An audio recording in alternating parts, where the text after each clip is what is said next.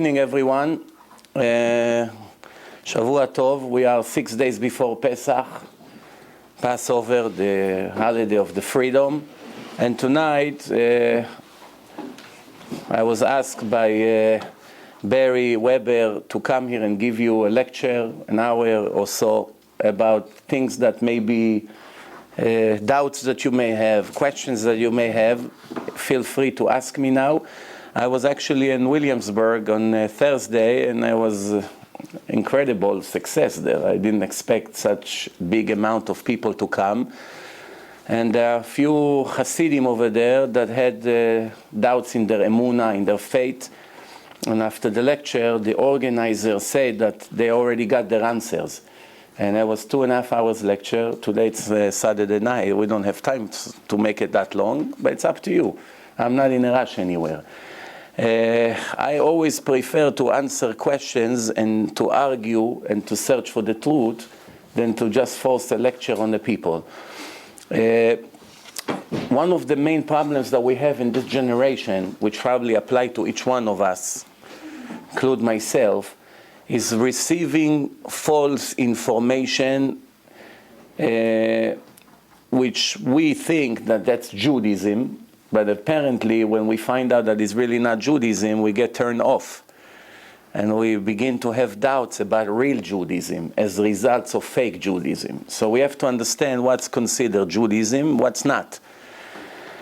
In Judaism, there are many groups today in the world. If we really review one by one, all these groups are probably 200 years old or younger.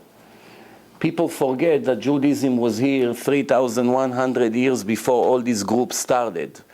One person started a movement and thousands followed, and then slowly that movement developed to things that is really not necessarily what Judaism is. You don't find some of the things that they do as important in the Torah. However, what happened is that when people find out that they are a group, they are a part of that group, a part of that movement, and then some of the things eventually don't make sense to them, or somebody writes a book who criticizes what's happened in this movement, then they lose their entire Judaism for no reason. Judaism, remember, it's the only religion that can be proven scientifically. There's more than 80,000 religions and cults who started after Judaism, all trying to imitate the real religion of God. The only religion who started in front of millions of witnesses is our Torah. We have nothing to be ashamed of. The whole entire world, the honest Gentiles, and I have thousands of emails from them, all over the world, from more than 100 countries, they would die to be Jews, dying to be Jewish. They'll give everything they have. Some of them write to me letters. I give my house, my business. I leave it to my wife and my children. If you only tell me that you accept me in your community in New York, tomorrow morning I leave everything and I come just to learn Torah, to be a kosher Jew. And I have thousands of emails like this. Why? They know they're not dumb. They're very clever. They see their religion, a story of one person, nobody even know if it ever happened or not. And they read in the Torah that they themselves learn in their churches or their mosque that this was an event that started in front of millions of witnesses. Everything else was a story of one person. Nobody ever saw if it really started or not. Somebody made up a story and that's it. The problem is that among Judaism, one individual decided to start something a little bit unique. This unique costing us a lot of blood. All these unique things, standing in a forest, screaming, doing all kinds of strange things.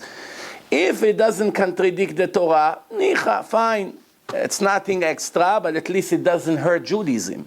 The problem is that some of these unique ideas are against the principle of Judaism. And it got already to a point, there are many Jews who are willing to give their life to be righteous. They will do everything to be righteous, and eventually they find themselves worshipping an individual, not the creator of the world. That everything in their movement is about that person, is about what he's going to say, what he's going to decide, how he walk, how he talk, and to fight to eat some leftover from his food, without realizing that it's on the border of an avodah zara. that many of the warnings in the Torah that people worship other people and eventually they worship them and turn into Avodah Zarah without realizing that they're going off the derech. One example is God himself didn't want us to know where Moses is buried.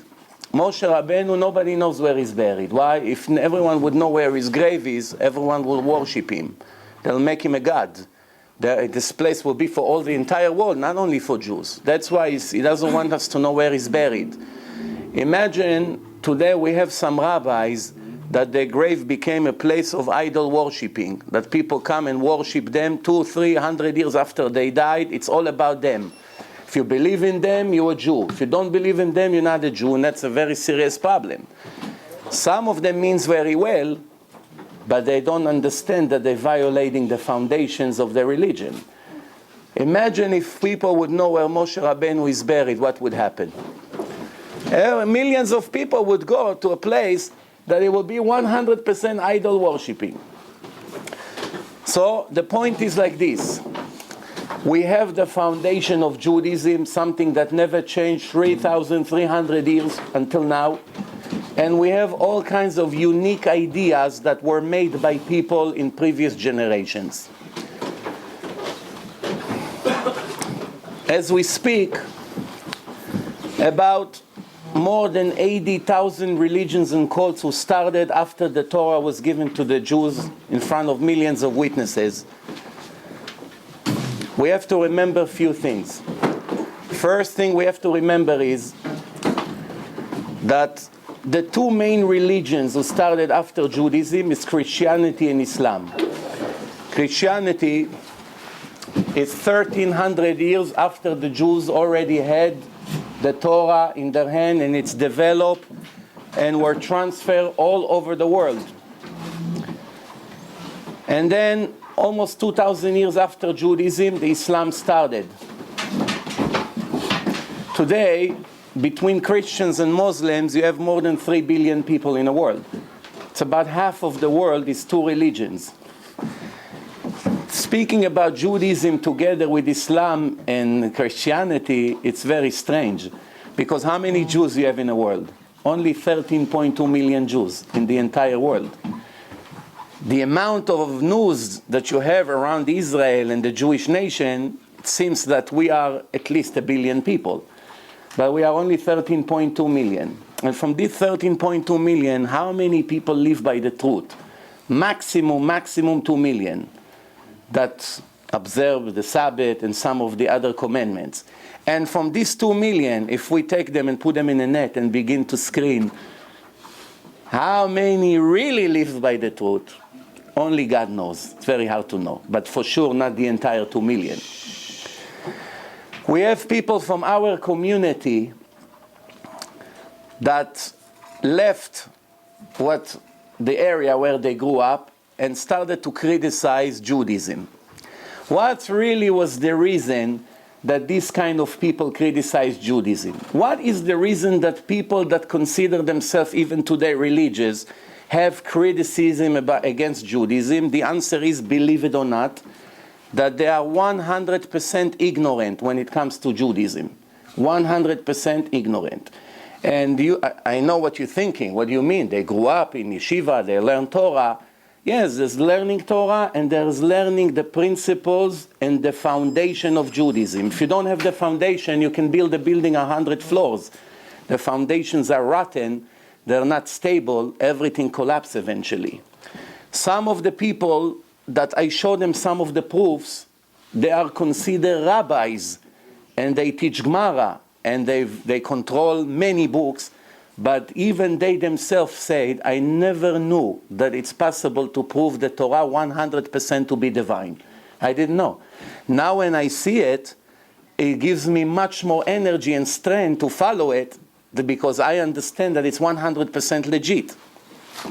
Let me give you a few examples what I'm talking about. Rule number 1, please never forget this. Judaism is not determined based on the behaving of the Jews.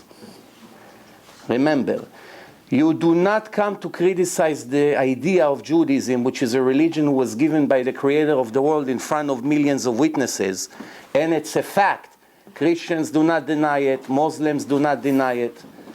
Many of the cults out there who started after Judaism adopted ideas from the Torah. The Muslims, the Christians, they believe in heaven and hell. They believe in many ideas that comes from the Torah. They learn it from the Torah. They use the names that the Torah has. The word Isaac is Yitzchak. The word Ibrahim, it's Abraham. They use the same names. As a matter of fact, if you go to the Hamas website, and I will erase the word Hamas, you won't even know that it's an Arabic website. Why? 90% of there is parts from the Torah. Ibrahim, Sarah, Isaac, Ismail. This is all parts from the Torah. So none of them deny that the Torah is legit. None of them. There are Jews who deny the Torah is legit because they never learned Judaism. I had few famous debates, one of them with a Christian professor. I actually even had a debate with the state controller of New York, Avesi, which is a professor for history. When I met him in a lecture, it's on my website, 45 minutes. He started to criticize and ask questions. After 45 minutes, I asked him by the end of the lecture, what do you have to say now? So he said, I still have some doubts. So I say to him, we made a great progress. You came here as zero believer, now you have some doubts. And that's in one lecture. Let's sit one-on-one, I'll clarify all your doubts. 10 days later, we sat for 3 hours, one-on-one. By the end of the 3 hours, he said to me, I'm amazed. I never believe a religion can be proven 100% scientifically to be divine. Never believe it's possible. I always thought it's a matter of faith. As a matter of fact, if you go to the priest in a church and ask him questions, how do we know the New Testament is legit? How do we know JC really lived? How do we know he really made miracles? The answer is we have to believe. Spiritual things cannot be proven scientifically. That's the answer they give. Also, when you come to the Qadi in a mosque, you ask him, how do I know Muhammad really got the Quran from Angel Gabriel? How do I know those things in the Quran is really legit? We have to believe. It's a matter of faith. But in our Torah, that's not what God said. God didn't tell us to be believers. Believing in science means not knowing. God told us you must know 100% that I am the creator, I am the boss, I run the show. If you listen to me, you benefit. You don't listen to me, you lose a lot. That's it. You must understand 100%. We are not talking here about believing. We are talking 100% you should know. There is many places in the Torah that it say you should know. You should know I'm God. You should know I'm the God. You should know I'm the God. The camera. Camera's there. You should know I'm the God that took you out of Egypt. You should know there's no other God but me. There's no one before me and will never be one after me. Many people ask this question. Everything in our world has a beginning and an end, right? This table, once one person made it, eventually it would be over from the world. Everything in life, people live 70 years, they died, the body goes to the grave and it's over. So they ask, so everything that was manufactured by any creator, the carpenter, the engineer, the car manufacturing company, so we know who created the car, who created the table, who created the electric, we know everything. Who created God, they ask in that case. This is a question that you hear, usually children ask this question, but many adults has the same question. If everything has a beginning and an end, so the answer is, first you know that the scientists used to think that this world was always exist, always. Now, in recent generation, they came to the conclusion that the world has a beginning and an end. It started somewhere, by someone, and then eventually it would end. But when we ask this question about God, the creator of the world, what was his beginning? Who made him? Then we have a serious problem because we are getting confused here. So the answer is, this is another question who comes from ignorance. Ignorance creates many dilemmas in life. Ignorance is the biggest enemy of a human being, not only in religion, in everything. I remember when I got my first computer, I didn't know how to send emails many years ago. So I was sending one by one manually. Imagine it would take me 3 days Till one person, God had mercy on me. Someone walked in and said, what are you doing? I said, I got my computer, I might as well send some emails. I said, no, here, this is how you do it. 1, 2, 3, 3 minutes, hundreds of emails went out. Imagine how many hours I would lose from ignorance about computer. Accounting. You don't know accounting, or your accountant is not up to date, it can cause you millions of dollars losses. Because the IRS just changed recently one of their provision in their rules over there, and it could save you $2 million. He did not know. You send the tax return, you lost $2 million credit. So obviously, ignorance can be very dangerous. What could be a bigger danger than life of eternity? To lose everything from not knowing the book of God, of your Creator? It's the biggest danger. It's the biggest crime for a human being, a Jew or a Gentile, to ignore the book of God. Now remember, there are many, many people who claim God also gave them a book. It takes me 5 minutes to prove that they are not divine.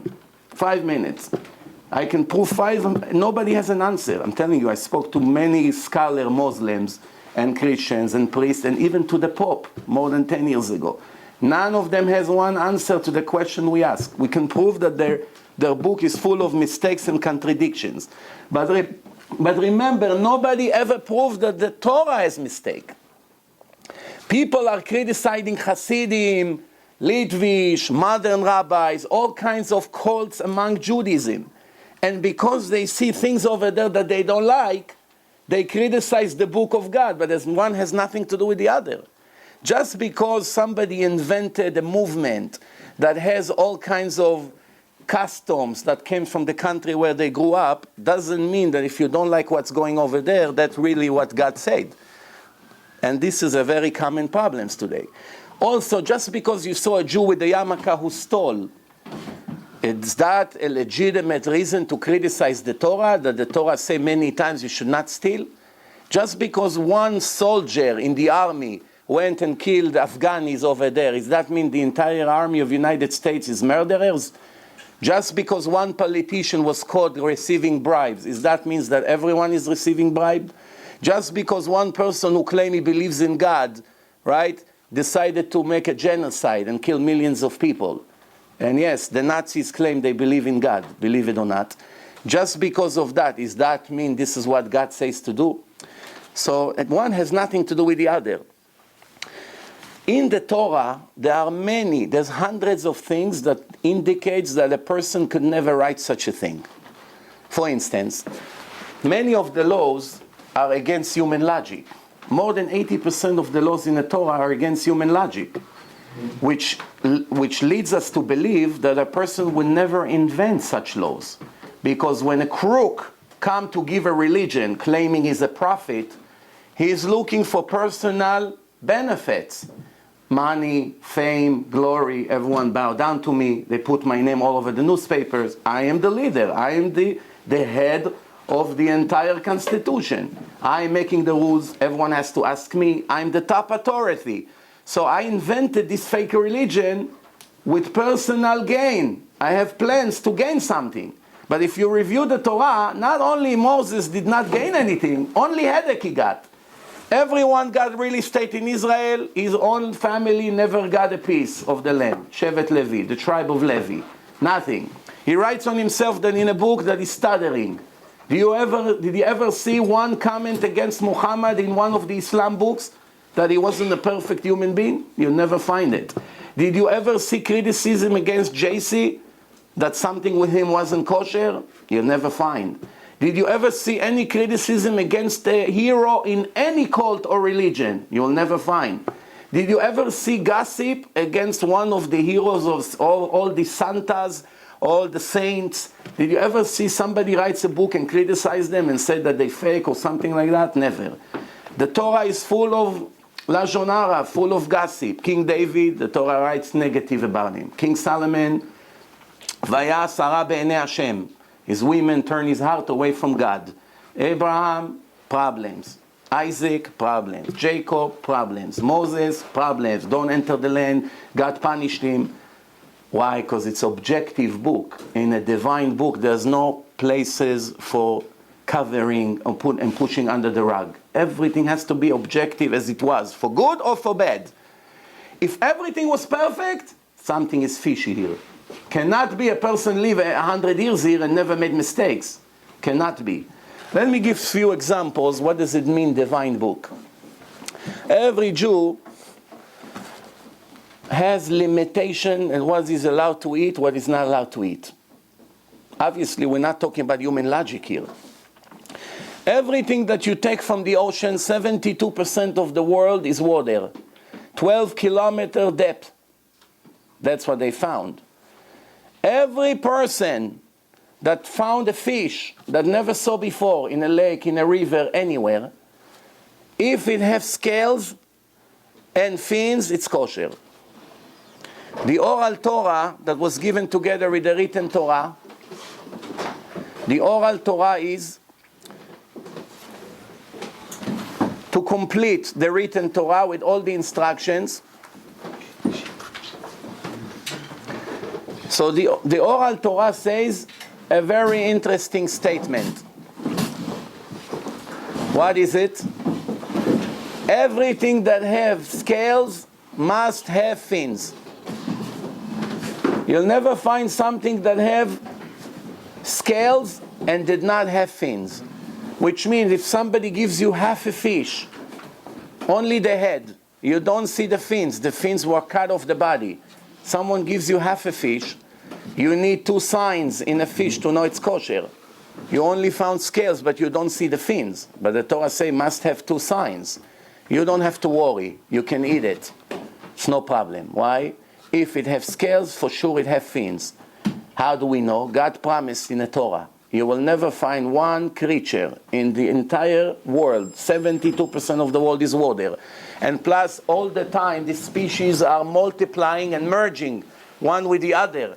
And the species who were not here 3,000 years ago, that were just created 100 or 50 years ago, and even they are included in this promise in the Torah. You'll never find one that has scales and doesn't have fins, and nobody ever found it. Give another example. The number of the stars in the world, up to Galileo Galilei, the year 1608, it's only 403 years ago, that's it. Everyone in the world was sure 100% is between 6,000 to 8,000 stars in the world, that's it. Why? People were standing on mountains and counting manually. And the maximum amount they came up is 8,000 stars. Couldn't see anymore. One day Galileo came with the 6-foot telescope, and they saw there's much, much more than 6,000 or 8,000. And from then on, with the NASA telescope and the satellites and all the things that we have today, it's 10 to the power of 19. It's like quarter trillion, 1 and 18 digits after. How can it be that in a book that was written approximately 2,000 years ago in Judaism is the famous Talmud, which is a conclusion of the oral Torah, right? 1,300 years after it was given in Mount Sinai, the Talmud saying the exact number of the stars in a generation that nobody could dream that such a number is reality. There's no way to know. So writing such a thing in a book is taking a huge risk that the people would think you're crazy, because everyone only see 8,000. If you write 1 and 18 digits, as the Gemara in Masechet Brachot, in the chapter of blessings, page 32, is described that the nation of Israel, after the destruction of the second temple, they came to God and say, dear God, a person get remarried and never forget his ex-wife. 20 years later, you ask him, hey, remember you used to be married? I used to be married? I don't remember. Believe me, I remember very well. Even his mother-in-law, he never forgot. He remembers everyone from the previous marriage. So the nation of Israel is referring a question to God. A person never forgot his ex-wife, and you forgot your children, which means the temple destroyed for the second time, we're going to the exile, what's going to be now? So God answered, 12 sections I created in heaven, and in each section I created 30 armies, and in each army I created 30 legion, and in each legion I created 30 rahaton, and in each rahaton I created 30 karaton, and in each karaton I created 30 gisteras, and in each gistera I hung 365,000 multiplied by 10,000 stars. And all of that I created for you. Who is for you? The nation of Israel. And you have the nerve to say that I forgot you and neglected you? How do you dare to say such a thing? So the calculation, it gives us 12 times 30 times 30, 30, 30 times 365 times 10,000, which is 4 more zeros. Give us 10 to the power of 19. Go to the NASA and check stars, 10 to the power of 19. What person could dream such thing? The renewal of the moon. Did you know that the discovery of NASA and the German agency, the space agency of the Germans in Berlin, 1965, they came up with the exact number of the Torah with one little difference. What's the difference? 1/10,000 of a second. That's the difference between what the Torah says in a generation that we had no satellite, no telescope, no mega computers, no way to measure the movement of the moon compared to the entire galaxies and everything. And the Torah gave us 6 digits after the decimal point, which is the renewal of the moon will never be less than 29.530590. That's what the Torah says. Go check. They came to the exact number with the difference of 10,000 of a second. Do you know any other religion can give you such information, divine information? There is none. Let me give another example. Prophecies. I'll make a deal with you. Every chapter in the Torah you open, I'll find you prophecies over there. Every chapter, I'll find you in that chapter prophecies. Any other book, you don't have one prophecy. Not one prophecy in the Quran. Did you know that? And they all say, Prophet Muhammad. Fine. Show me one prophecy in the Quran. Not one prophecy in the New Testament. 200 years after the New Testament was written, the Christian church decided to give one prophecy. The Jews will never return to the Holy Land. After they saw the destruction of the Second Temple, they were sure God is finished with us. But the Jews returned to the Holy Land, millions. So what's the answer? There's no answer. One prophecy, and it was wrong. Did you ever find one prophecy in the Torah that was not correct, unless if the time did not arrive yet? Some of the prophecy are yet to come. So there are many, many proofs in the Torah, and believe me, I can give you hundreds of them, one by one, that leaves no doubt that our Torah is 100% divine. So where is the problem? How do we have people from our community that one day decided to take the yarmulke off and go somewhere and become 100% secular? The answer is, we have a very serious problem in the system, in our education system. Things that used to be 100% fine 200-300 years ago are not fine anymore. Today, with the technology in the world, by clicking few buttons you can reach tons of information out there, which 20-30 years ago it was not possible, many people are curious. And since they're little children, they taught them in yeshiva that everything they have to take it for granted, it's 100%, no questions are allowed to be asked. This is the way we got it from our fathers, this is the way you have to get it. So many of these children, their nature is they're very curious, and they reach a certain age that they become independent, they go out to the world, they go to business, they find computer, and they read all kinds of things, and they're starting to have questions in their faith. Maybe everything I was taught is nonsense. Maybe they fed me all these things, but now I see that there's a lot of questions that I don't have the answers. That's the danger. If you don't prepare the soldier before they go to the war, what they expect to find there, they lose the war. And that's the problem. Like I say, I gave an example. I was on Thursday in Williamsburg. There's some Hasidim kids, 19, 20, that, they still look 100% frum, but they are 100% not frum already. But after that lecture, which was only 2 hours and few minutes, they all came back. Said, finally I got the answer I was looking for 20 years. In one lecture. Imagine if it will be 5, 6, 10 lectures. The more they listen, you have some CDs here, you can listen, you understand what I'm talking about. Many of the Gentiles, I'm telling you, this is a fact, and you can challenge me, I can show you the emails I get every day. There's not one day without getting at least 10 emails from Gentiles who listen to some of these lectures and wants already to come to convert. You understand? Why is it? Because the proofs are very strong. And there's no one can argue and challenge it. However, I never came here to claim that our society and our schools is perfect. We are far from being perfect. We teach the Torah, yes, the Torah is divine, yes, but there's other problems. No person is a perfect person. Just because a person has a beard or yarmulke or is trying to be righteous doesn't mean he succeeded. So some of us make mistakes. Raising the children, we can make mistakes. There's all kinds of things in a community that later you find it on the news that makes what we call Chilul Hashem, that people think that that's the face of religion, and it's a very big mistake.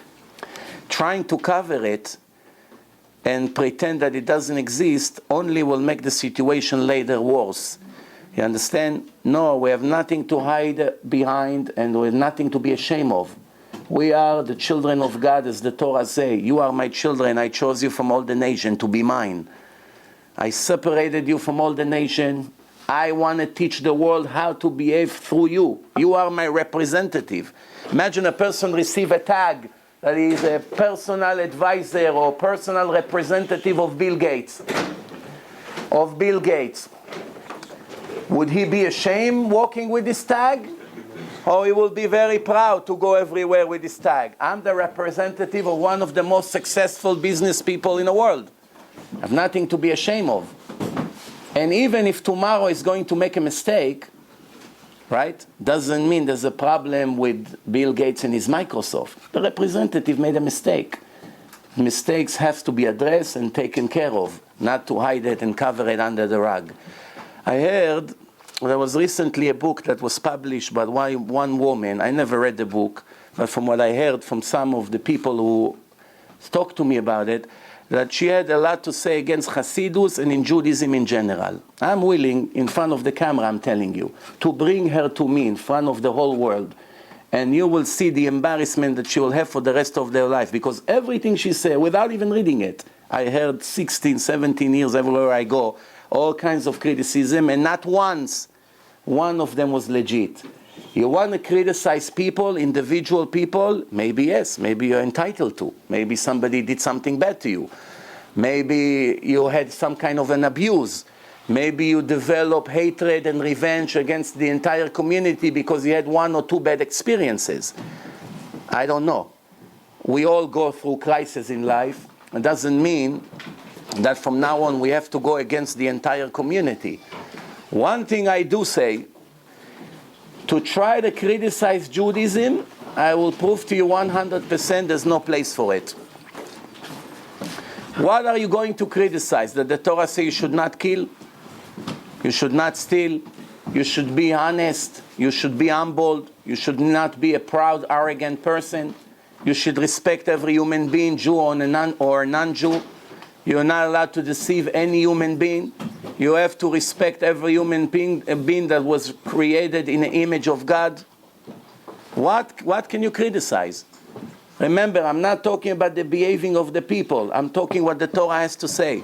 The Torah says you should love your neighbor like you love your friend. You should be a great father. The women in Judaism are all princes. One by one. Each one of them is a princess. Not like some people out there think that the women are deprived. Not true. I had a lecture 2 months ago. It's on my website. The role, the status of a Jewish woman according to Judaism. Hundreds of women wrote, "Thank you for doing this lecture," for the whole world to see that their information is not what the Torah says. The most important responsibility in the life of a Jewish family is raising the children. In the Torah, God say, "I love Abraham, and I'm giving him my Torah to Abraham." That's before the Jews receive it in Mount Sinai, remember. That's before the slavery in Egypt. It's at least 200 years before. I'm already giving Abraham the Torah. He's keeping all my laws as an individual. Why? Because not only because he has faith in me, because I know he will transfer it to his descendants, to his children. He's a responsible person. I can rely on him. That's why I love him. That's why he's a legendary person, according to all religions, even Christianity and Islam. A Jewish woman, God put the souls, the children in her hand. Most of the day she's with them, she's raising them, she's teaching them how to pray, how to believe, how to be honest, how to behave, how to be humble. how to follow everything. Most of the time, almost every father is busy, whether he's in yeshiva learning, whether he's in business. Kids don't see their father so much.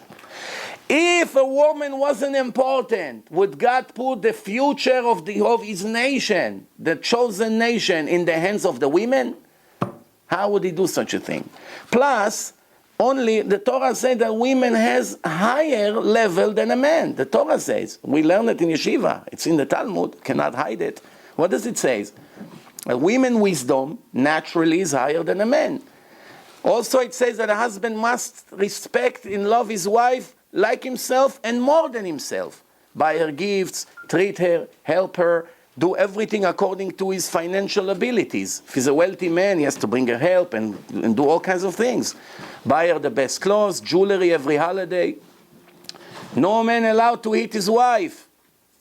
No man allowed to disrespect her. Women are free to go to get jobs anywhere they want. We have in our community women who works, they control companies, presidents.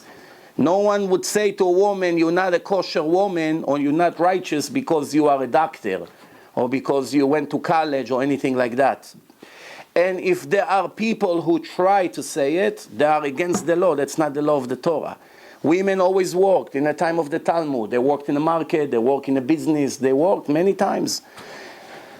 But the husband has a responsibility to take care of the financial needs on his family, not to throw it on his wife. But if the wife agree to work, that you should learn and we both gonna have a much better, holier house, then it's no problem. If it's a mutual consent, everyone agreed, no problem.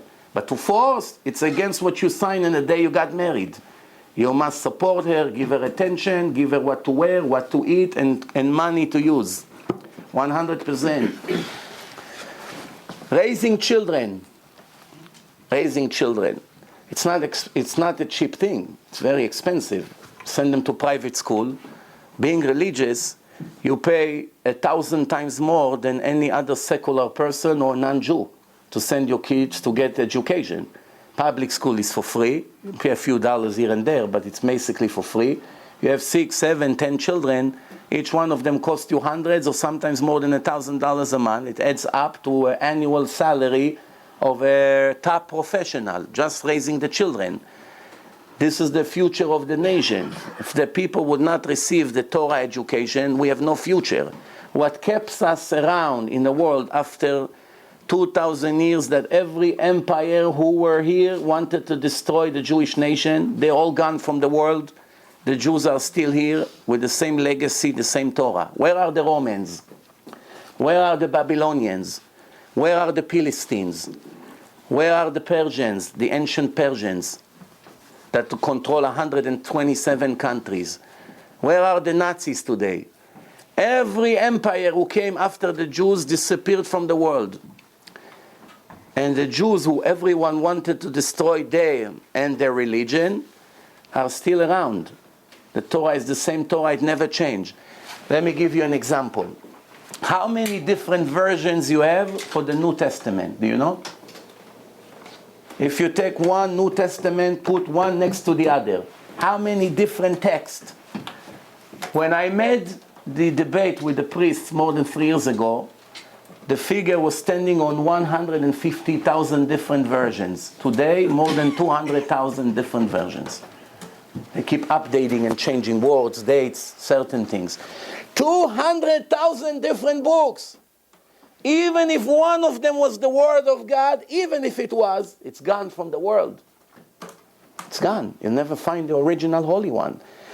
In the Torah, if you erase one word from the Torah, it's not holy anymore. You can put it in a suitcase and send it in a plane. Throw it. They throw the Torah. One letter is missing. You didn't finish it. Divine has to be 100%. The Torah is the same Torah. We have the tradition who never changed. 100%. Everywhere you go to Poland, the same Torah. You go to Russia, you go to Syria, you go to everywhere you go. Quran, hundreds of different Qurans. Which one was the original one? They'll never know. Torah 1. The 613 commandments are the same one. Why we have 613? 248 organs, 365 ligaments. The Mishnah Bechorot, it breaks it to how many organs and how many ligaments. Some people trying to argue that because there's different ways to calculate. Some organs can be broken to 2, depend. But according to the Torah, 248 organs, 248 positive commandments, 365 restriction, 365 ligaments in the body. When a soul comes out of the body in a time of death, before the person go in front of God to his trial, by looking at the image of the soul, you can see which commandments he kept and which one he didn't. Before you even start analyzing his life, everything is already viewed in the image of the soul, which looks exactly like the person. Today I have a lecture, Life After Life, 3 hours, scientific proof that there are life, not only there's life after death, there's also reincarnations. All of us, almost with no exception, are not new souls here. We were here, Jews and non-Jews, coming here in different bodies in reincarnations.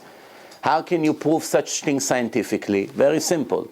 You hypnotize a person, and it's called regression. You bring him back 50 years before he was born, and he talks in a different language. Later you show him the video, he see himself speaking French. What am I doing? I don't know what I'm saying. Who am I? I used to be in Paris. Now they teach you who you used to be by showing you the video. It's amazing. And this is exactly what the Torah says. It's all reincarnation. Who's Moshe Rabbeinu? Used to be Hevel. Cain murder Hevel. He's asking if he's allowed to do. Hypnotizing, yes. No, go bring You it back. see how old things are souls. changing in generations? In 1 second it changed. I told him I want to do it. He says I'm asking if I'm allowed to do it. I heard you're not allowed to bring back old souls. You're not allowed to touch that. That's what I heard. We'll get to that. Is it true? If you fool me, fine. You're fooling Lipa and father sitting in your face like this. All right. First of all, it's allowed to. We're not allowed to call the dead. 3 of the 613 mitzvot, commandments, is you should not communicate with the deceased people, which means it's possible. If the Torah said do not disturb the dead people, in 3 commandments, that means it's possible. If we know, if we don't know, it doesn't matter. It's possible. This we're not allowed. I don't want to interrupt, but since we interrupted already, I just want to say I had a brother who was 12 years off the derech, and he worked in a Monsey fire department, and he said that every week they used to play a game like this. It's a cheap card they can buy, and they bring souls. Yes, and the Ouija souls board. moving, Yeah, 100% with the glass. Some of them said I'm still in the hospital. Some of them said I'm waiting to die. I'm in an ambulance. 100%. Couldn't believe it. 100%. So that's already, that's a non-professional way to prove. I'm talking to you now things that are much more professional. That the biggest parapsychologists in the world already admitting there's no other way. It has to be life after life and reincarnations. I give another example. Blind people that cannot see colors and they are born blind. If you ask them now, can you describe to me the color blue? Can he describe blue? He never saw blue in his life. Tell him, listen, it's a little bit like green. What's green? It's like the sky. What's the sky? Whatever you're going to say, he doesn't have it in his computer. He doesn't know what to imagine. We can imagine blue because we saw blue. It's in our memory. He doesn't know. But when he died for 10 minutes and came back to life, now he's describing the entire hospital in colors. So there's 2 problems here. One problem is that we see that the limitation of the blind people, it's not a spiritual limitation, it's a physical limitation. The blinds of the window are down. You cannot see outside. But if you go out of the room, then you can see to all 4 directions. There's no limitation. The soul always sees. It's just that the blinds block the view. That's one thing. Second is, how does all of a sudden he know colors? If in this life he never saw colors? The answer, from previous life. He got it all back when he saw it. That's all you need. 1 image and it's over. Plus, they interview these deceased people. And sometimes they give messages. I'll give you an example.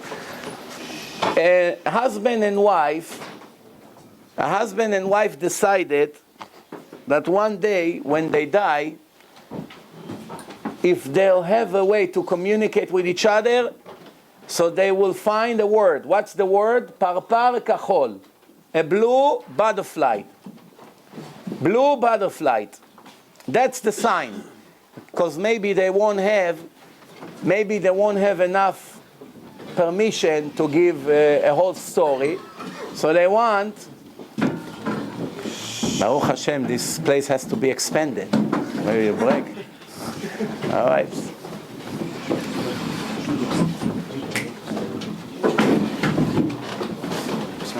Yeah, no problem, no problem.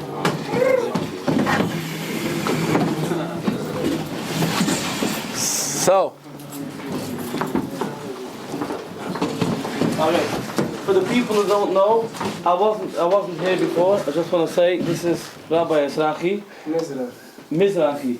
Oh, I say Mizrachi. Okay. It's okay. No, in Yiddish they say Mizrachi. yeah.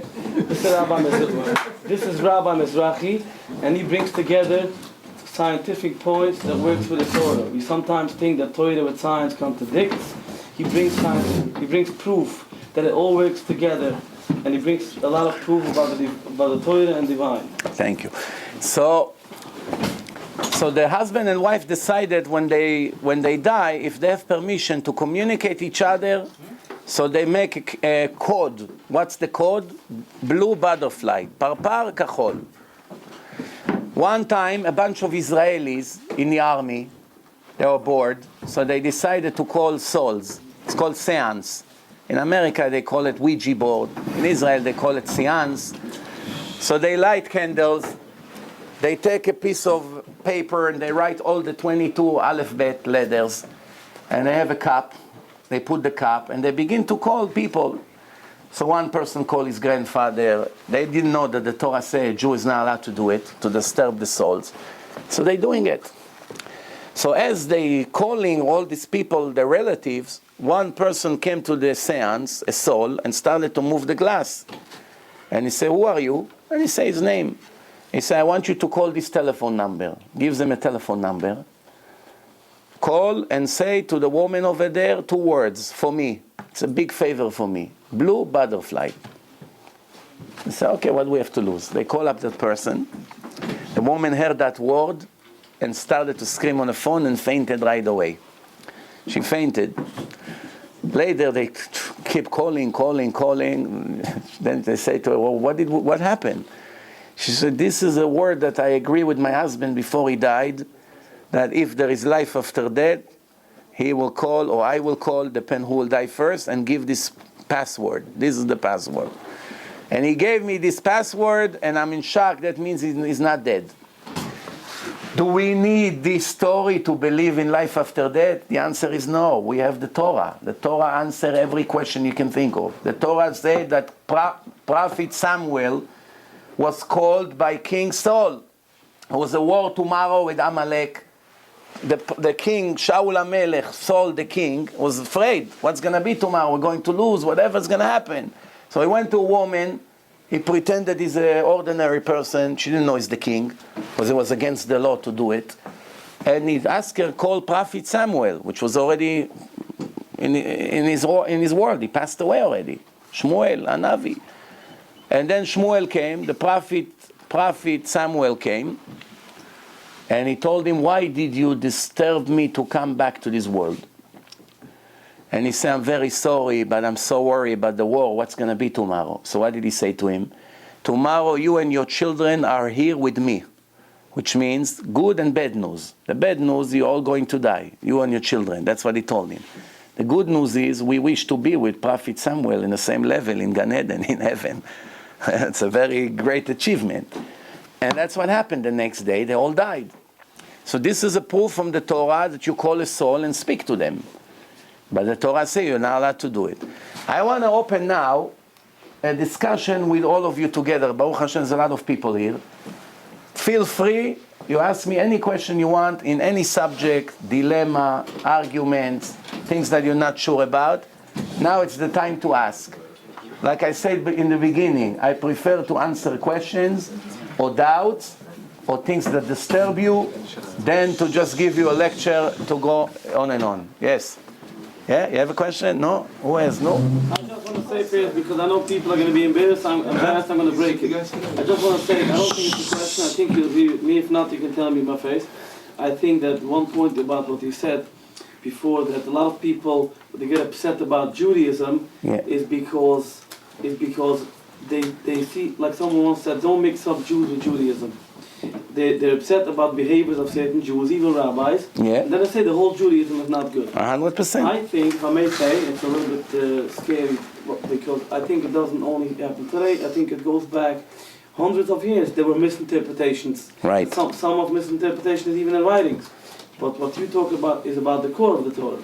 Yes. But I mean to say, it could be there was a lot of misinterpretations there in the year. All right. Depend what we're talking about.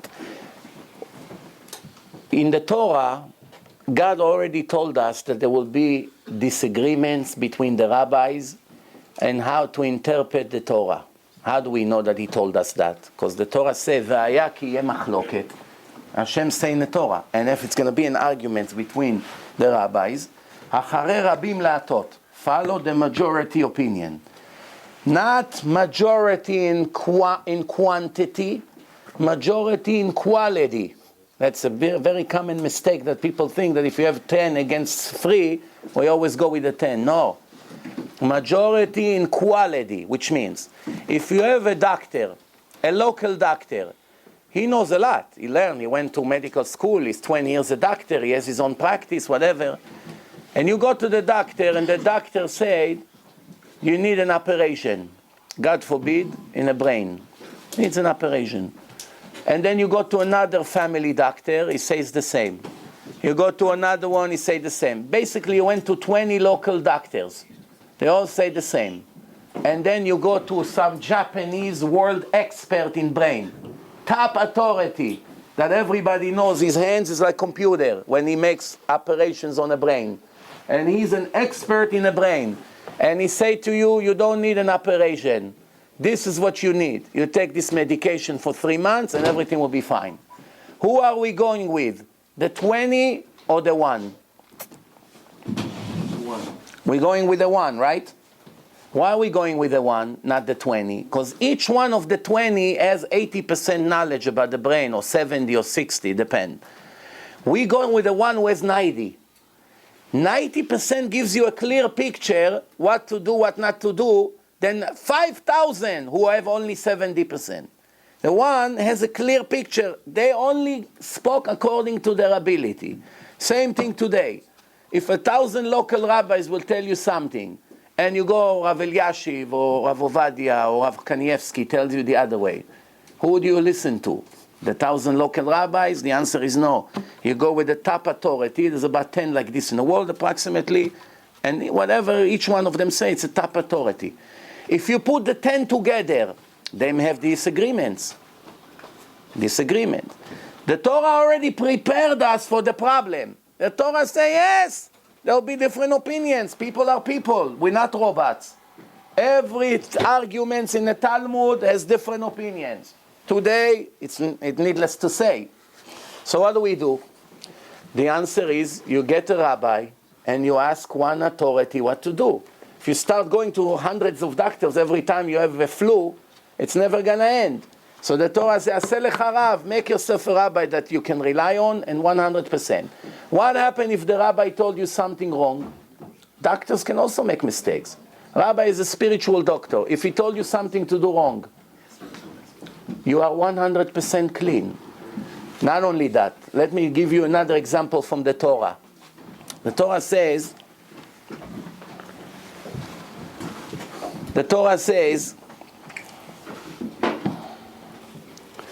that when there is an argument, and they decided after the argument how is the law, like who? Like this individual. The people who contradicted him, it obligates them to keep this law. I'll give you an example. Where does it say it? There's an old Chacham that left Sanhedrin. He was one of the top 71 Chachamim in the world. To be in Sanhedrin, not only you have to be a Torah great scholar, you have to have secular studies. You have to know languages. You have to speak to people in their languages. So if a Greek Jew comes and he speaks to you in his language, all the people in Sanhedrin that speaks to him, they have to understand what he says. Mordechai, same thing. Everyone was in a Sanhedrin, they had to know languages. Rabbi Akiva, all of them. So now you have to know languages, you have to know a lot of things. You don't have to know only Torah, you have to know everything. So now, if one of them retired, Zaken Mamre it's called, and the Sanhedrin say you're allowed to do something, and he come and say, my opinion based on the Torah that you're not allowed to do, and he contradict them, what's his punishment? Execution. Why? He's a very big Chacham. He's one of the top rabbis in the world. He had to know where to keep his opinion for himself when the majority of the Sanhedrin made a decision. No one is allowed to make a beep. Why? Not to create an anarchy. So now, throughout the generations, Jews were spread all over the world. Poland, Russia, Syria. There's no communication. If today they write Shulchan Aruch, you wouldn't have so many different customs and opinions. They will communicate with the phone. Call, phone, fax, internet, Skype on the screen. Everyone would see everyone, and everyone would convince everyone what's the right halacha, like in the time of the Talmud. In the time of the Talmud, they reached a verdict. Halacha ki Rabbi Akiva, finished. Halacha like this, finished. Not that. Now is another common mistake. If we went with the majority, does that mean that they are right? Not necessarily. Maybe the minority right in this topic. But it doesn't matter. Because all we have to do, we are not angels. All we have to do is what the instructions that God gave us in the Torah. He told us majority and minority, you follow the majority. He never promised us the majority will always be right. Maybe when the Messiah will come, we will find out that some of the laws that we're keeping, really the other minority opinion was more correct. Does that mean we are sinners? The answer is no.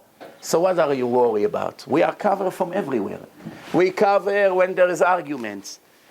We cover if you have one rabbi that you go everything like him. You cover with all directions. So what are you worried so much? I tell you something. 17 years I speak.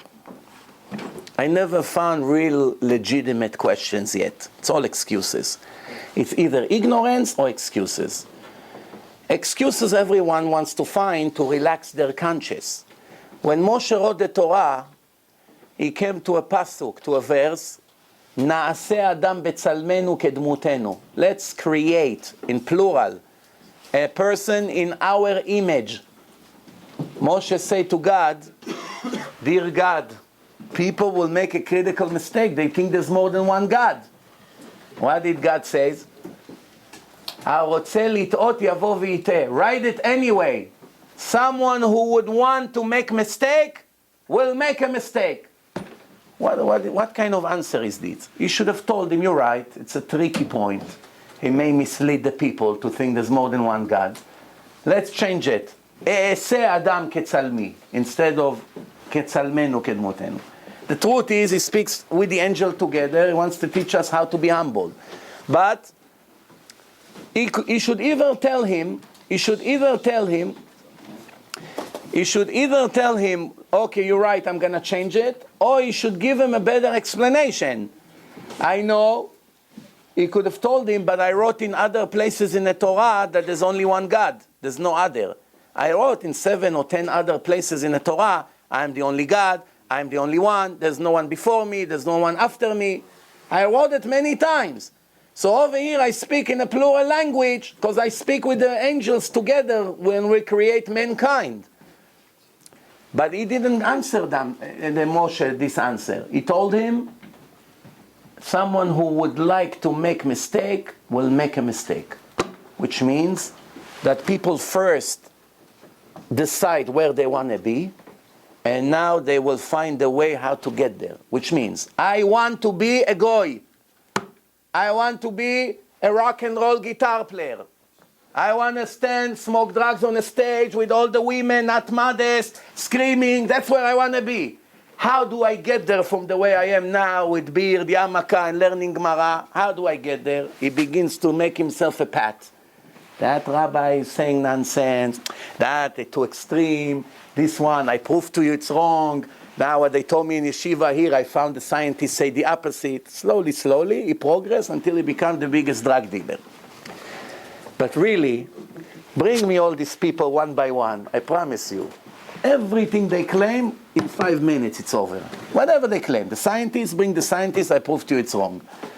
Whatever they claim, just because you're not happy in something the Hasidim do. What does it have to do now with the Torah? Okay, so you're not happy with what the Hasidim eat. You're not happy with some of the things they say. But what about the Torah? What about Shulchan Aruch? That's hundreds of years before Hasidut. How about the Bechira has to be 50-50? It's much harder to keep than not to keep. It's much harder to keep. That's why most people go to not keeping. Of course, it's always a dilemma to keep or not to keep. So Bechira needs to be fair. No, it is fair. We put those. So I want to answer on this. I think. Yeah. First of all, let me explain to you something. No, because it's part of also a question I was going to say, because I think that the Bechira 50% was according to the Torah. But during the years, there was so much things add on, Right. that some people Thank you. get confused, and we don't know what's really only the Torah, or we have so much baggage already for many years, and that's why the Bechira becomes... I'm glad that both of you mention it. They asked Rav Eliashiv this question. I will even give you the source for it to be more precise. They asked Rav Eliashiv a question. What was the question? What should we teach Baalei Tshuva? A secular Jew who wants to start keeping mitzvot or comes to ask questions. What should we teach him? So the answer is, he said like this. It says, I want you to publish in my name. I want you, who asked him this question? Rabbi Yehuda Greenwald. And it's published in a book, Ladat Ba'aretz Darkecha, page 333. That's the source. He testified that he asked Rav Eliashiv, the biggest rabbi in the world, how to educate Baalei Tshuva. Thank you. And he told him, write in my name that you only have to teach them Ikar Adin, only the law and nothing extra, no chumrot at all. Not only that, there's a very common problem today. Because of all the chumrot, as you mentioned, both of you, that were added, people leave the religion because they are tired of too many nonsense that were added later on. So from now on, we should not be embarrassed to tell whoever, first of all, you have to choose the rabbi that is not some extreme that everything is not allowed, not allowed, not allowed. If that's the one that you have, you might as well consider changing your rabbi. Why? Nobody here has that rabbi. Nobody? Okay, Baruch Hashem. All right, so first of all, listen. All the extra that came later on in generations, we know what the extras are. It's not what we don't know. But many ignorant people who never learn, they do not know to tell what's halakha, what's not. Let me give you an example. I'll give you an example. I'm glad you mentioned it. And I have a good answer for it. But listen good. First, it says like this. The Shla Kadosh, 500 years ago, Rabbi Horowitz, in the generation of the Ari Kadosh, this is what he says. Yesh ladat, we have to know, כי החומרות היתרות, the extra chumres, לא טבעיות הם לנו. It's not our nature. It's not natural to us. And לא שאיפות כל מעשינו. We should not aim to be mahmir in all these chumrot. This is a legendary divine person in a generation of the Ari. We're not talking someone from 10 years ago. It's 500 years ago. And לא חזוננו. And lo yehudenu. It's not our vision, it's not our dream to be machmir. People think that by me being machmir, I'm extra righteous. Wrong. Most of the time you're more wicked by being machmir. Why? Because everyone else is nothing to you. One came to a rabbi in his yeshiva, he accepts Shabbos an hour before everyone. So one time the rabbi called him, and he said to him, let me ask you, this is the Sabbath Slovodka Rebbe. He told him, tell me, between you and I, When you see that every Shabbos, you accept Shabbos an hour before everyone and all your friends are still doing things, does it make you think that they are Reshaim, like real wicked people, that it's, Rabbi, the truth? Yes. Says stop right away accepting Shabbos an hour early. Stop it right away. Accept like everybody else. Because you lose more than you gain. Thinking you are Machmir and everyone is not in your level, they're nothing, it's losing a lot more than gaining. Because Machmir, Hashem didn't ask you to do it. Not only that, Chazal says in the Gemara, it's not enough what the Torah restricted us, that we have to add more restrictions to it. I give you another example. Today people dress in a certain way. Hat, clothes, tie, suffering in humidity. Why? They embarrass what the people's going to say. So one person came to Rav Moshe Feinstein, the biggest rabbi in America. Everybody understands what Rav Moshe Feinstein was. Big Talmid Chacham. And he asked him about modesty for men. He says, the heat makes me aggravated on Shabbos. I don't enjoy with all this kind of clothing. He said to him, you're not chayav, it's midat chasidut. You have to trust Hashem that He knows your suffering, and even midat chasidut you don't have in it. Why? Because there's no mitzvah to suffer on Shabbat. And Rav Zilberstein, Alenu Leshabeach books, heard from Rav Chaim Kanievsky, one person came to the Chazon Ish and told him, it's very hard for me to put a tie on Shabbos in Israel, in Bnei Brak, because of the humidity. So the Chazon Ish told him, if there is no pleasure, there is no kavod le-Shabbat. And I just want to say we have a lot of people in the community that they want to put on a tie, but they have peer pressure and they can't put on a tie. But I want to ask one question. I want to first say to everybody, if somebody has a question and is embarrassed to say, text it to me. I will not say who it is. 845-499-855-499-799. 1 second before the question, just one more thing. Let me give you an example. Let me give you an example of what does it mean, ignorance. Some people say, I don't put a yarmulke, I don't put tzitzit because I walk without a kippah. What's the connection? Tzitzit is from the Torah every second. Kippah is the Rabbanan. Because you don't keep mitzvah the Rabbanan, now you're going to lose an opportunity to do a mitzvah from the Torah every second? Huh? No, you don't have to. Exactly. You don't have to. But you know, the profit is huge. It doesn't pay to lose. You're right. You don't have to. But the profit is so big. If now they give you an opportunity to go to find a job, $1,000 an hour.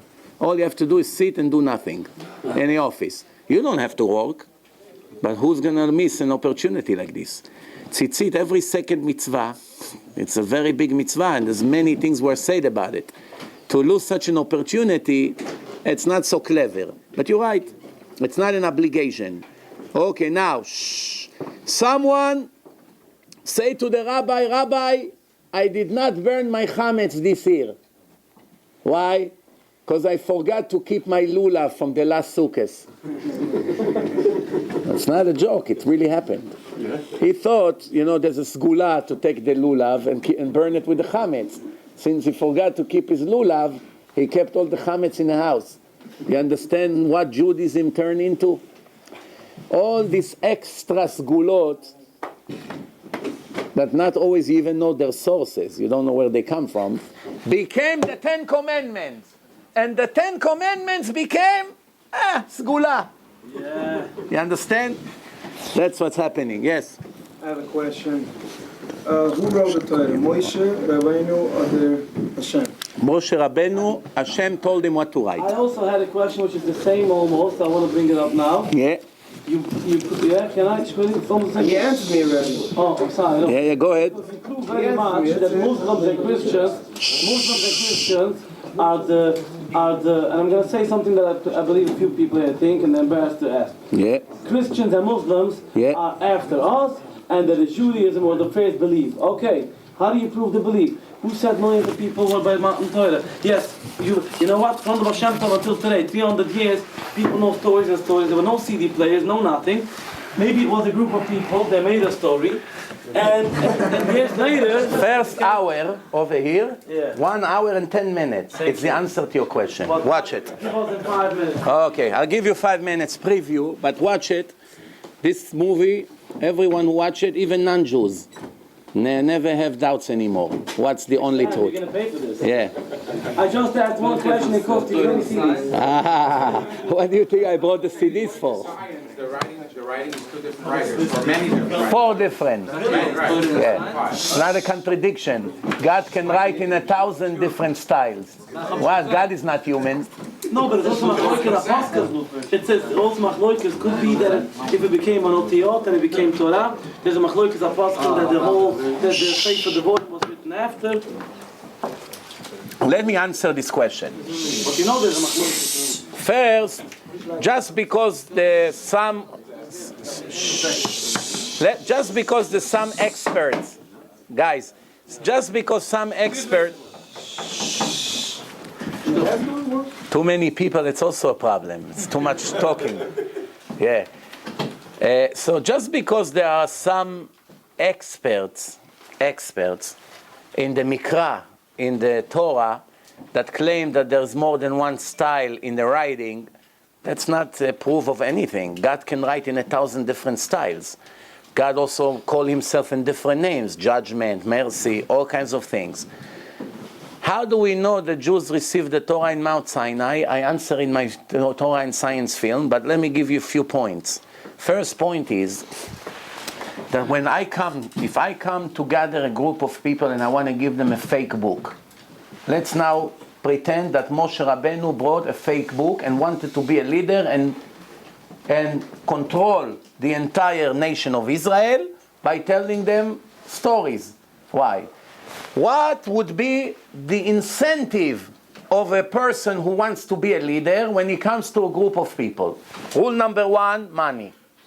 How much I'm going to get from them? 10%, 20%, maaser. Okay. Second, leadership. People give a lot to be the prime minister or the president. They give millions of dollars.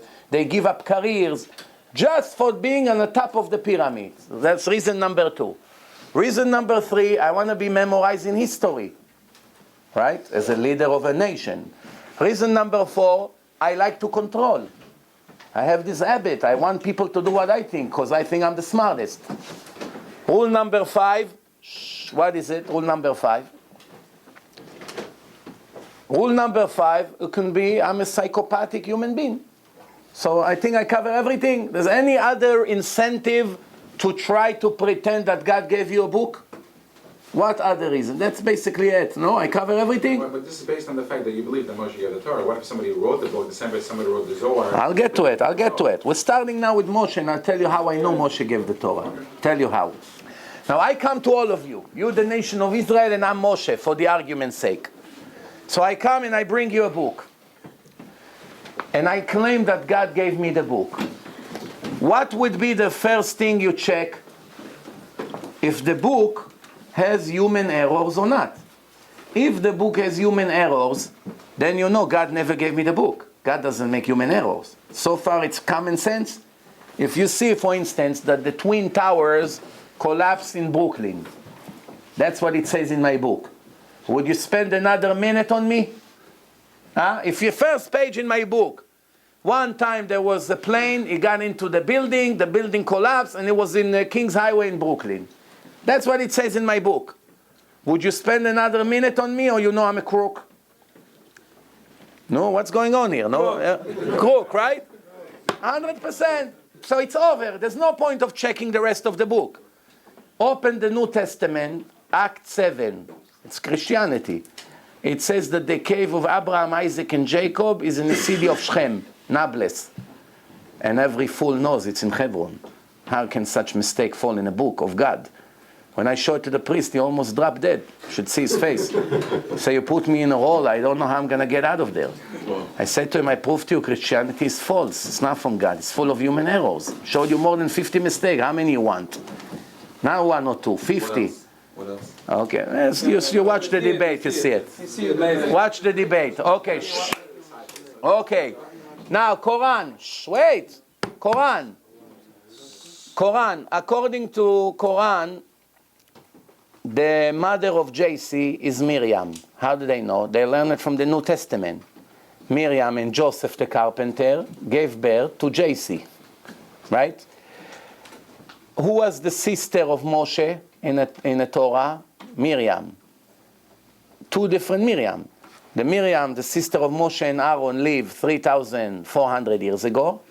And the Miriam, the mother of JC, lived 2,000 years ago.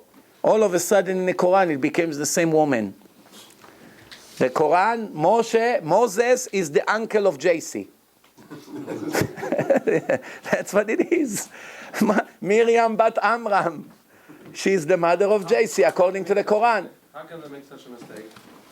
How the Christian made such mistake writing the It's Marat. written by the disciples. Let me explain to you how. Reviewing the New Testament and the Quran leaves no doubt whatsoever that the faker who wrote that book had knowledge of first grade or pre-1A in our community. Take your son in first grade, he knows better than the writer of the Quran, and I'm not exaggerating. Yes, and the writer of the New Testament, he has such ridiculous mistakes that you wonder how they fell into that nonsense.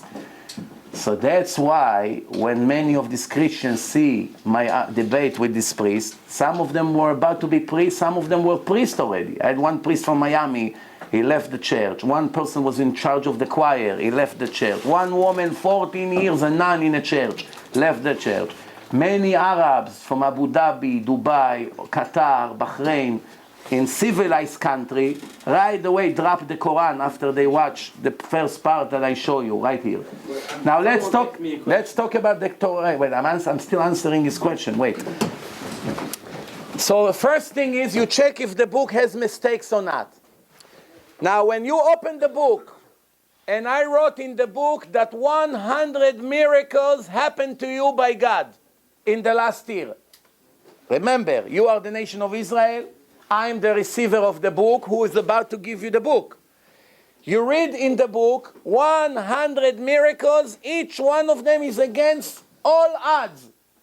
Blood, frog, every firstborn is dead in Egypt. The ocean split, you went through, the Egyptians drowned. Bread is falling from heaven. If one of these miracles were not really 100% true, would you accept the book from me, or you'll kill me right away as a crook? Would you agree to accept a book, reading this nonsense in a book, if it didn't really happen to you? Nobody would ever waste a minute on me. You crazy? What blood? We were not even in Egypt. Okay, we were in Egypt, but we never saw blood. We never saw millions of frogs. We never saw the animals are dying. We never saw every firstborn falling and dying. We never saw the ocean split. And the best part is, you are telling us that you and God spoke and all of us heard you speaking to God. I'm here. I didn't hear God speaking. Did you hear God? Did you hear God? Did you hear God? You're all standing over here, right? I claim that all of you heard me and God speaking, and I'm giving it to you in a book. You read in a book that all of you heard me and God speaking, and He made me the leader. But it wasn't written only after the destruction of the... No, not the 5 books. Dus Torah The 5 books was written before. Wait. Well, I didn't hear you. What was narrated? It wasn't written down, the 5 books. Up to Parashat Yitro in Ma'amad Har Sinai. From then on, 40 years, every few years, Hashem called Moshe Rabbeinu and added another part. The machloket is not contradicting his question. I know the machloket, but that's not a contradiction. Why? Tell you why. Because when I came now, and giving you all the Torah shebe'al peh, what does it say in the Torah? Vayeshev Moshe mimachorat hayom vayishpot et ha'am. So he had all the rules, everything. And now everything that they got in the 40 years that they were in the desert, when they get the book, whether they got it then, or got it a year later, or 5 years later, or 10 years later, doesn't matter. As long as Moshe Rabbeinu was alive, they got it. So when they got it, they say, hey, Moshe, you lied to us all along. You said that we heard you speaking to God. It was a lie. You never spoke to God. So they dump the book. You know what they do? They take the Torah, go around Moshe Rabbeinu and burn him together with his Torah. You know why? I tell you why. I would do it if somebody would trick me like this. I tell you why. Because thousands of them, or tens of thousands, or hundreds of thousands. We don't know exactly. But a large portion of them had to get divorced right away. Why? Because up to now, it was perfectly fine to be married to your aunt. Now all of a sudden, Mr. Moshe ben Amram bring me a book, and according to this book, Ervat dodatcha lo tegale, dodatcha hi. You have to get divorced. And the best part is, who is the parents of Moshe? Father Amram. Yocheved is his aunt. It includes his parents. What's going on? He comes, he brings a book. Thousands of us has to get divorced. What did he gain by that? You wanted money? Just tell us that we give you 10% and finish. Don't make us all this law. You wanted fame? You got it. Why do you have to write 100 miracles? Why do you have to tell us to get divorced? Why do you want us to throw all the meat that we prepare for the holiday because you came up with a law that the knife wasn't smooth and we didn't do it according to your book? Just let us eat whatever. What benefits Moshe got by giving them the book, and now they have to throw thousands of cows to the garbage? And that's why we eat dairy in Shavuos, because there's not enough time to prepare new slaughtering with the salt. So we eat dairy in Shavuot. Everyone, Ashkenazim, Sfaradim, Hasidim, everyone. Why? Because there's nothing to eat. That's it. Just go to make some dairy food. So now the question is, what did Moshe gain? Only hatred. Plus he writes that he's stuttering. Plus he writes that he got punished in his book. So he ruined his fame. He ruined his glory. Everyone hates him because they have to get divorced. Millions of dollars goes to the garbage. That doesn't look to me like a crook who wants to gain control and everyone love him. The opposite. He did everything he can for them to hate him. Why? Because it wasn't his word. Or maybe whoever concocted this whole story wanted to prove how wrong the whole story is. That's why he wasn't. No, you know what? What you say doesn't make sense, and I'll tell you why. Because the people who receive the book, the receiver of the book, are the main actors in a movie. Remember, if it was only 2 generations later, then you can write whatever you want. But the problem is that according to the book, the ones who are receiving the book are the one who all the miracles happen to them, not their fathers. Remember, if it happened to my grandfather and your grandfather, and they inherit us with this book, then you may come and say, how do we know that it's not they didn't sit and plan together what nonsense to sell us? Then we at least have this possibility. But right now, according to the Torah, your eyes saw live, not your parents. You saw that I'm speaking to God and I'm giving you this book live. Not your parents. If it was your parents, you have a point. Even though it's not so realistic, but at least there is... With the Zohar is the big argument when it was written. The Zohar, yeah, but Zohar is a different story. Zohar is different. I tell you why the arguments is. The arguments is that there were some additions added to the Zohar later on. And that's what confused many of the people. And I tell you what. How can it be that the Zohar speak about Amoras who were born 200 years after Rabbi Shimon Bar Yochai? How is it possible? If the Zohar was written by Rabbi Shimon Bar Yochai 2,000 years ago, how does it speak about rabbis who lived 200 years later? The answer is because there's some additions to the Zohar. Not the entire Zohar is from Rabbi Shimon Bar Yochai. But there's knowledge in the Zohar that you can see right away that it's all 100% divine. You can see in my film. North Pole. North Pole. I bring some proofs from the Zohar. And let me tell you something else. If the Zohar was from 700 years ago, 2,000 years ago, it doesn't change you and I a bit. Because we're focusing right now on the Torah. No, 100%. That's it. You want to go by Kabbalah? Fine. You don't want to go? Fine. But that's not going to change the truth of Judaism. Yes? I got 2 questions from people on text. Okay. One guy here in the room says that you prove the Torah, but you don't prove there's a God. Meaning to say that could be that Moshe, everything is true about the Torah, but it doesn't prove a God. That's one question. Other question somebody's asking, it's a little bit like a deeper question. He says that all this Yetzias Mitzrayim and all the Nitzim we had, we know according to the Torah. But why? There's some beliefs that they have so many years and years and years that they claim that they have written history, and if it was such a story in the whole world, why other people didn't write it only later on according to what we write? First of all, it's not true. Both questions are not true. The first question is really, I don't know who asked this question. It doesn't make sense at all. If I prove that Torah is divine, of course I already proved that God exists. All right? So that question is not a legitimate question. But there are other ways to prove God exists even without the Torah.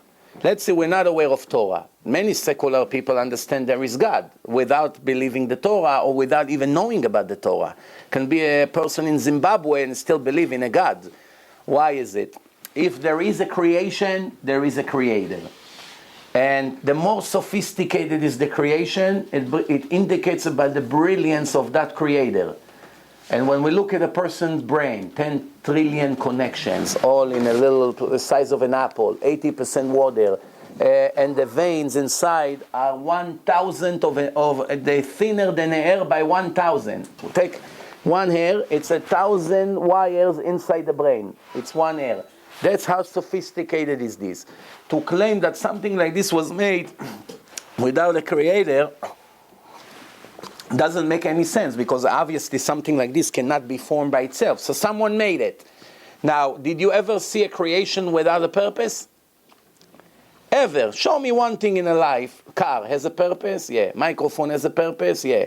This standard, it was designed based on a purpose. What came before? The creation or the plan? What comes first, the plan or the creation? Plan.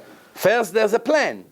What's my plan? I want people to hear me in the entire stadium, so let me do something, a system that will bring amplifier that will make my voice much louder, 100 times louder. So first I wanted everyone to hear me. That's how I developed the microphone. Now, when the creator of this world created the world, obviously he had a purpose. There was a plan. Now, analyzing the world, what's the most sophisticated machine in the world? It's the human being. All the animals under his control. He controls them, he runs them around. Everything is it's for me. Is it possible that he made me without a purpose? Cannot be. So we're going to the next step. In that case, what is my purpose? Is it possible that he put me here and never told human what's their purpose? And they don't know what they hear? Doesn't make sense. It's not all human logic. So it cannot be.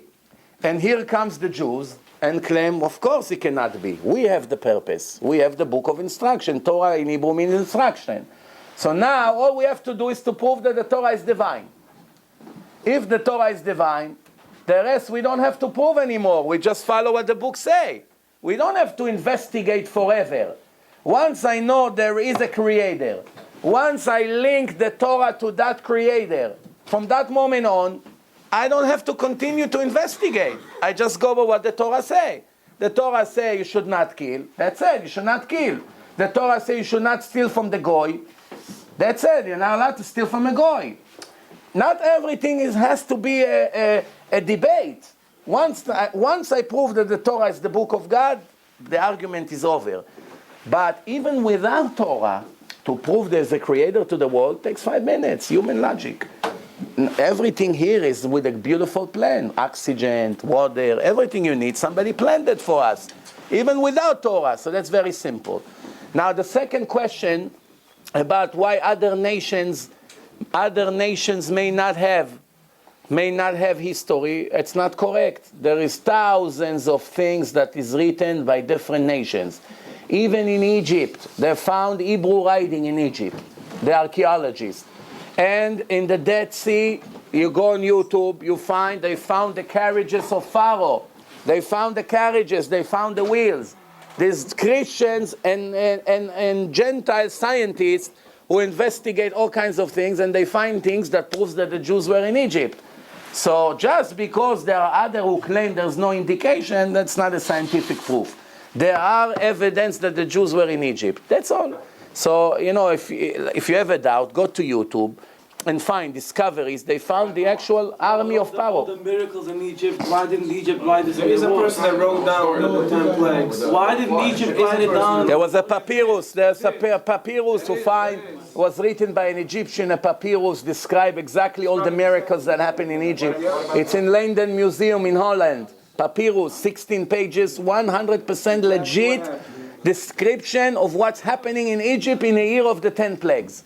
in the papyrus in Holland in a museum. What about the Mabul, the floods? Nothing written down anywhere. There's no history behind it. There's no story. First of all, in ancient tribes, they found indication that there was Mabul. They found, but the problem is that after the Mabul, there's no one to testify about it except 8 people who left. You see, if it was a tragedy who affected 1 million people, the rest of the world can testify what happened. But if the entire world got wiped out, with their books, with everything, where are you going to find indication about a tragedy who wiped out humanity? You understand? I can only testify that the Twin Towers collapsed because millions of people are here to tell about it. But if it destroyed the entire world, if a bomb fell and everyone died, there's nobody to testify about a tragedy like this. If everyone in the world died and only 8 people survived, and the 8 people are believers of God, Noah and his children, who do they try to prove that there was a flood? There's nobody to prove to. That's from now on a new start. Even though there's millions of people to testify, they're still saying the Holocaust never happened. Yeah, even today, people already claiming there's no Holocaust. Exactly. As ridiculous as it is, you see already that. And you The Holocaust, they don't believe it was an extermination against the Jews. It's not no Holocaust. It happened. Nobody's denying that. No. Wrong. 100% wrong. I'll show you a video of people who claim there's nothing. Only a few thousand Jews died, that's it. In a war, as a part of the war. Nobody died. 6 million. It wasn't against the Jews, it wasn't strategic planning, that's what I'm saying. No, but the point is, you know that it's ridiculous to claim such a claim. It happened. Nobody's denying that it happened. No, but they are denying that it happened. They're denying, they say there was no gas chambers, no this, no that. And another 200 years from now, the majority of the goyim in the world will claim that the Jews are crazy for making up that story. Same thing like in Egypt. But I'll finish with one thing. So why is it that the MS is so... Well, yeah, he has a question. No, go ahead. Question that's a little off the topic. Yeah. I was wondering, we're living in an interesting time right now. People are claiming it's the time of Mashiach. And all the rabbis are saying it. I was wondering if you can give us your opinion, your knowledge of how significant this time is. And the reason that people believe that we are in days of Mashiach, because according to the prophecies of the prophets, it seems that the world already came to a moment that it's mature to start all these prophecies that the prophets were talking about. For instance, 50 years ago, none of the signs that the Talmud gave existed. The Talmud gave a list of things that would happen in days of Mashiach. All of them happened in the last 30 years. 50 years ago, none of them existed. So that means in the last 30 years, which is one generation, Like what? They want to know, like, for example. For example, the government of Israel will be a bunch of clowns and wicked people. You didn't have it 50 years ago. 50 years ago was respectable people. Today they beat up each other, cursing, spilling drinks in their face, jumping, the police come to stop. Arabs, terrorists sitting in the Knesset. So that's one of the signs. Another signs, everything will go up like crazy. Crazy inflation. They throw grapes to the water. There's plenty of grapes, but the prices of the wine constantly goes up. A daughter-in-law cannot stand their mother-in-law. When I was a kid, every daughter-in-law took care of her mother-in-law like her mother. And I promise you that's how it was. Also one of the signs that young kids, teenagers, will disrespect the old people. The old people will be afraid of the new generation. When I was a kid, everyone who got on a bus, every old man who got on a bus, 20 guys got up, or girls, please come sit.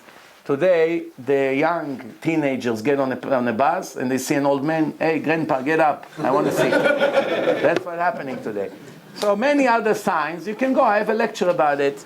I gave it in Toronto 2 weeks ago. You can see over there, I spoke about the signs of Mashiach.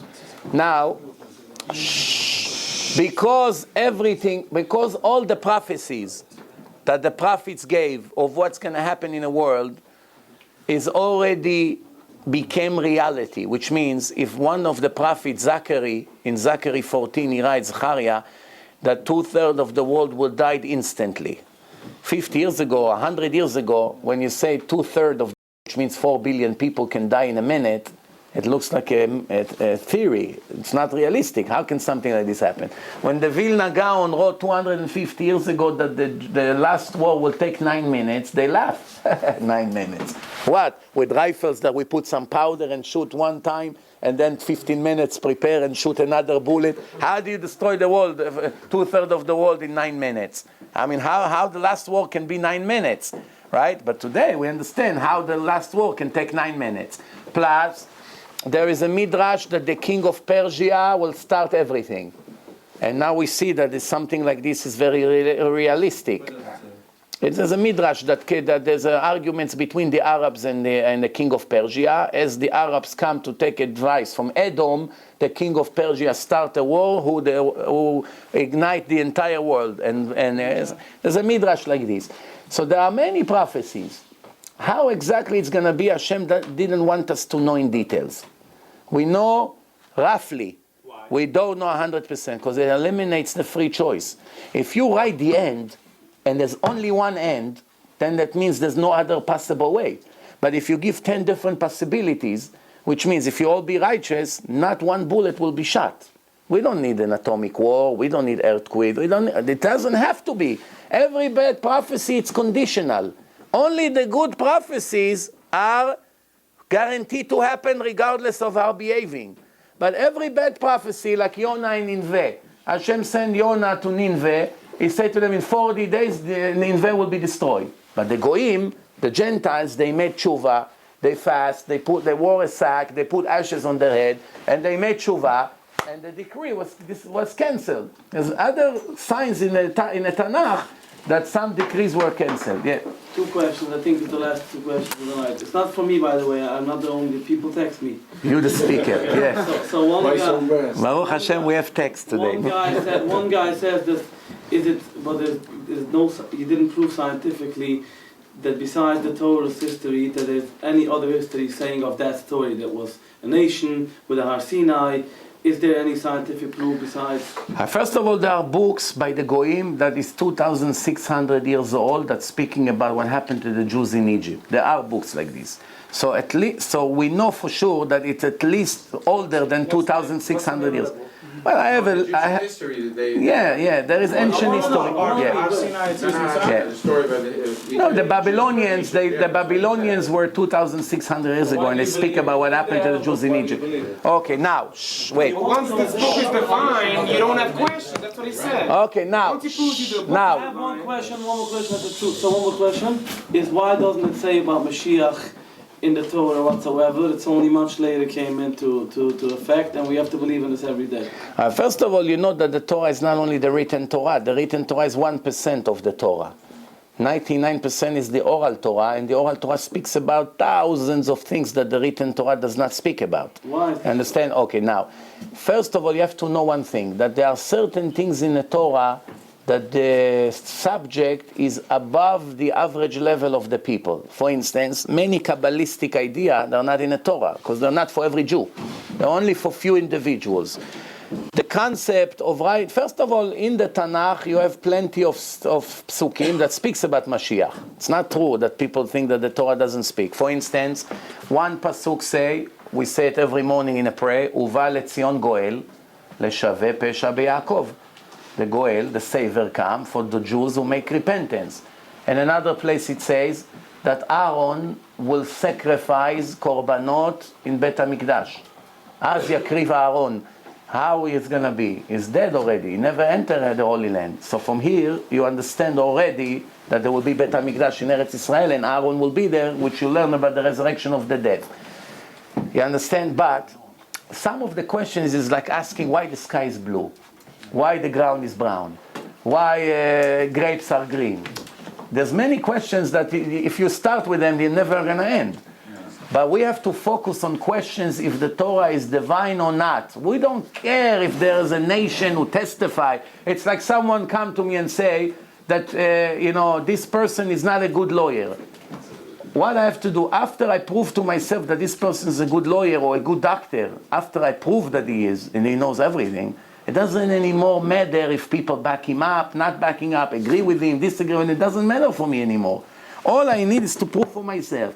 When I prove that the Torah is divine, I can care less what the other nations have. Maybe they destroyed, maybe they hid everything, they don't want to back up the Jews. Remember, the Goyim did everything they can to destroy Beit HaMikdash and the Torah.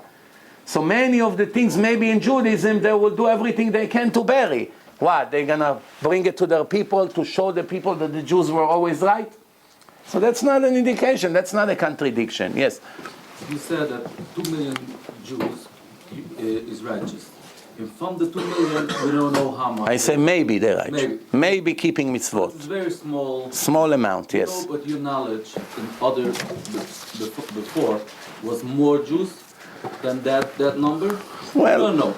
No, first of all, in the time of King Chizkiyahu, everyone was righteous. Everyone. Even the kids. Everyone. All Jews were... How many Jews was there? I don't know. Few millions. But few millions? Yeah, few millions. But all of them were righteous. Also, in the time of King Solomon, it was very high level. A few times in the history that Jews were in a high level. High level. And Dara Midbar were also a high level. High level. Yeah, but made some critical mistakes. Now we almost by the end. Maybe the best time was the first Beis HaMikdash. Because that was the more Nissan and the more Gili Shechina. Yeah. So Hashem created the world for 6,000 years. Yes. 400 and something was the top of the thing. How many Jews you think gonna get to the Gan Eden? All right. First of all, you know that in the Exodus of Egypt, only 20% came out and 80%. Yeah. Which means if 3 million came out, 12 millions got wiped out. 600,000 men. Okay, yeah. Yeah, between age 20 to 60. Yeah. What about all the children, all the old people, the women? Minimum 3 million. Okay. That means 12 million died, double than the Holocaust, double. Double than the Holocaust was 6 million. Minimum 12 million died in Egypt. Minimum, it could be a lot more. Yeah. Okay, so counting on God's mercy that all the wicked Jews will get saved, it's the most stupid thing that a person can do in history. Nothing can be more stupid than that, than counting on God's mercy, and I'll explain to you why. If in the end, when the Messiah will come, the 80% that are not keeping Shabbat or not keeping anything will get saved just like the people who gave their life for the Torah and gave up their desires or whatever will get the same end, that means that retroactive, God was the biggest liar. And that cannot be. Because God say, I'm the God of justice, who will not deprive anyone, will give the righteous what they deserve, will give the wicked what they deserve. Now, I am still a merciful God.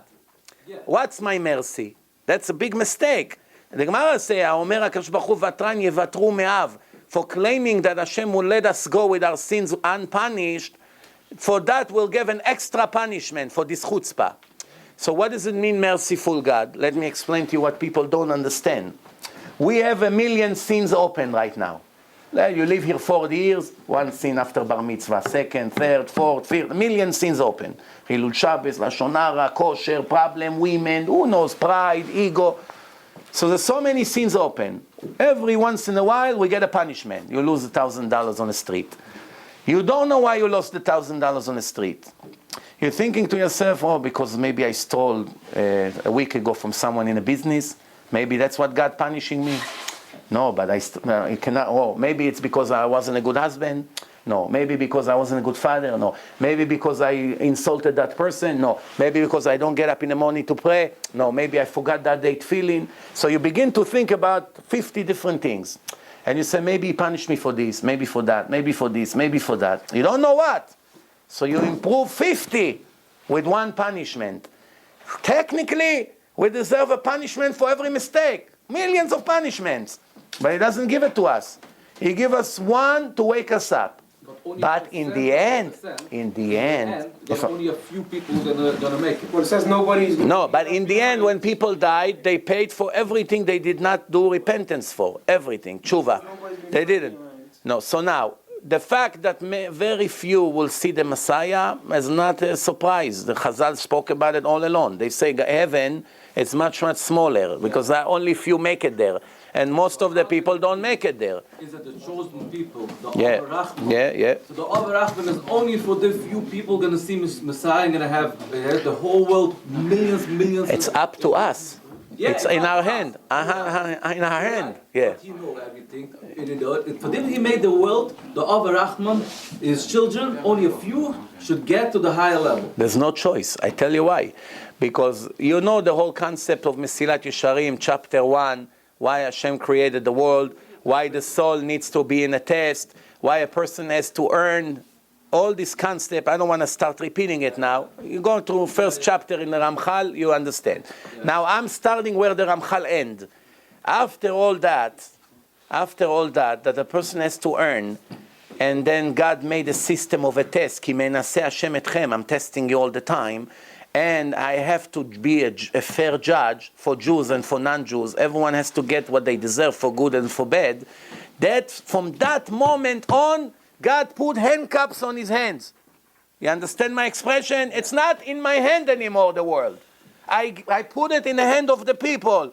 Once I wrote a sentence in my Torah that everyone must get what they earned for good and for bad, it's not in my hand anymore. Yeah, of course I want to save my son. Of course I don't want to send him to Gehenom. Of course I want everyone to see Mashiach. Of course, but it's not in my hand anymore.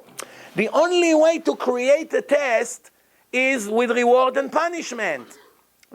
If there is no reward and punishment, there's no test. What do I have to lose? I'll sleep, I'll do whatever I want. So he's going to make sure everybody makes tshuva. Abba Rahman cry more than you for your problems. Where does it say it? Bechol tzaratam lo tzar. He made two hard tests. Nobody does. Only a few people. That's what he wanted. Make so hard tests. Yes. Nobody should be able You're right. to make. For that you have a good point. Everything you say so far. It can't be. It is a mistake, something we don't know. All right. Something we don't know. Time ran out, I mean, it's Sunday already now. It's Sunday already. I want to thank Barry that invited me here. Wait. Give me a minute to say thank you. I want to thank Barry Weber for inviting me here today. Thank you, Barry. And to Lipa. I want to give a compliment. Somebody in my shul, I'm not going to say who was always having a lot of questions, told me you shouldn't have stopped him now because at this point no one knows how to answer. So I want to say I stopped. No, but don't worry, not you. So I just want to say thank you. We'll do this. The reason I told Rabbi Mizrachi to stop is because I don't want to abuse the system. I want when I invite again him or any speaker, you should know there's limits. And then say, oh, it's going to take too long, and it's almost 2 hours. Right. I want to say thank you. Everyone wants to ask questions. Can stay with me. Yeah, exactly. And I want to. I just want to put one little cherry on the cake, and then I'm going to sell the comments. I just want to say that we are little brains, and if I want to go and become a pilot tomorrow, it's going to take me 15 years.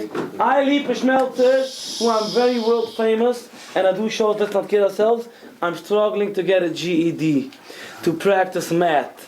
I struggle to understand all these molecules that my children who are getting a better education that my father gave me, that they know. So of course I can't understand everything about the Creator and about everything. We can try to learn and ask, Let it go. but I'm just saying, no.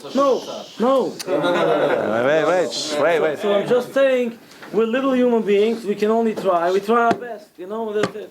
Zaku Baruch, thank you very much. It's much harder than getting into college.